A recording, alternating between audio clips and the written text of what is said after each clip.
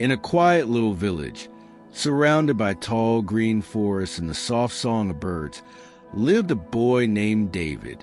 David was kind. He was hardworking. And yet, one habit slowly stole his happiness. He always compared himself to others. When his classmate John scored the highest marks, David whispered, "If only I were as smart as him." When his neighbor Mark bought new clothes and had more money, David sighed, "I wish I had what he has." Even when he saw a friend running faster, he muttered, "Why can't I do that?" Little by little, these comparisons weighed on him like heavy stones in his pocket. But what would happen when those stones became too heavy to carry? David stopped enjoying the simple joys that once made him smile. The sweet taste of berries, the sound of rushing streams, even the laughter of children at play. None of it felt the same. Everywhere he looked, someone else seemed better grades, better clothes, better life. And the more he looked at others, the smaller he felt inside. Have you ever felt like that? As if everyone else is moving forward while you're left behind?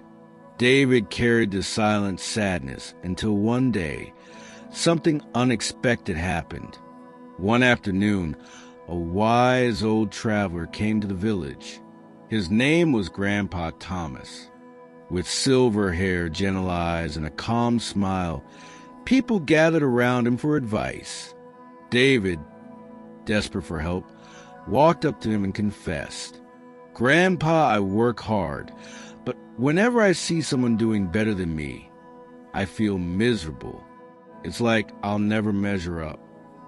Grandpa Thomas listened quietly, then nodded. His eyes twinkled as he said, "Meet me tomorrow morning at the oldest tree in the village. There you'll find her answer." But what kind of answer could a tree give? The next morning, David arrived at the great old tree. Its roots stretched deep into the earth, its branches wide into the sky. Grandpa Thomas was already waiting. "Look around," he said. David gazed at the forest. He saw tall oaks, short bushes, apple trees heavy with fruit, and slender pines reaching for the sky. Grandpa asked, "Now imagine this apple tree looked at the oak and said, 'Why am I not as tall?' Or the oak sighed, 'I wish I had sweet fruit like the apple.' How would that sound?" David chuckled softly. "It would sound silly." Grandpa smiled. "Exactly. Every tree has its own strength. The apple tree gives fruit.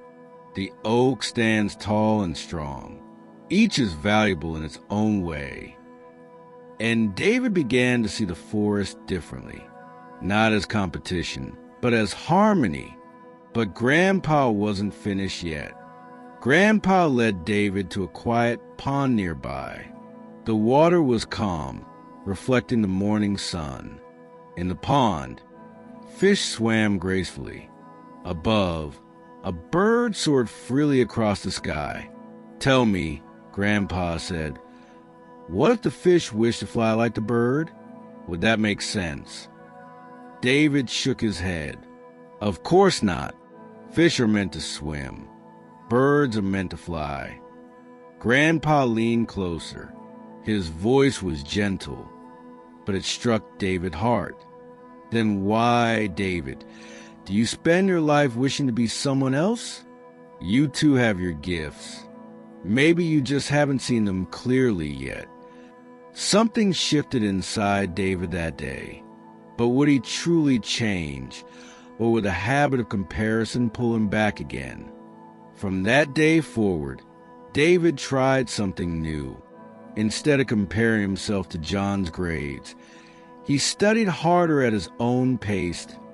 Instead of envying Mark's money, he learned how to save and create with his own hands.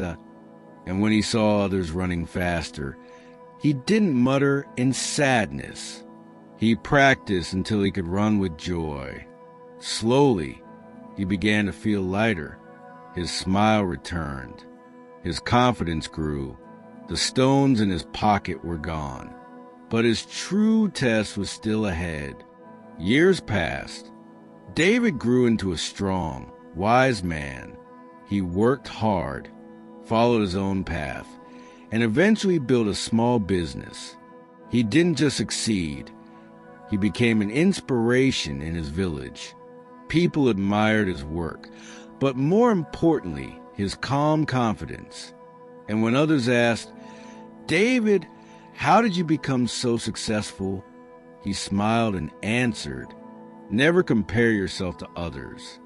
If a fish tries to fly, it will always feel like a failure. But if it swims, it can master the whole ocean."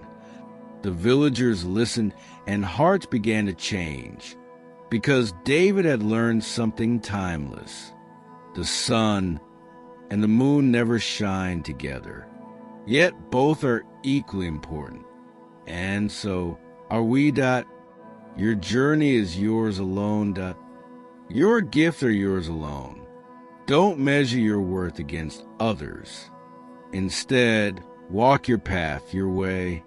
That is where true success lives. So let me ask you, which are you right now? The fish wishing to fly or the fish learning to swim? And so, my friend, we've reached the end of today's journey. If this story touched your heart, remember, it wasn't just a tale about David. It was also about you, your path, your gifts, your light. Never forget, you are not behind. You are not less.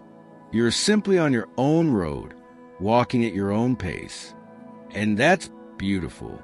Herb, thank you for spending this time with me. If you felt inspired, please subscribe, like this video, and share it with someone who might need this reminder today. Before you go, tell me in the comments, backhand index pointing right, what is one unique gift you see in yourself? I can't wait to read your answers. Until next time, take care, walk proudly on your journey, and always believe in your own light. Sparkles.